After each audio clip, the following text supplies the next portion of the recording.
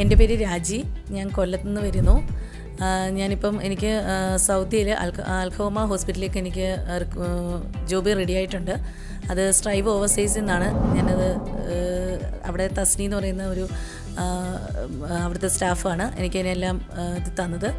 എനിക്ക് നിലവിൽ അവരെ കോൺടാക്റ്റ് ചെയ്തിടത്തോളം എനിക്ക് നല്ലൊരു എക്സ്പീരിയൻസും ഒരു നല്ല സ്റ്റാഫുകളുടെ ഉള്ള ഒരു പെരുമാറ്റവും രീതികളും കാര്യങ്ങളെല്ലാം എന്നെ ഒരുപാട് ഹെൽപ്പ് ചെയ്തു.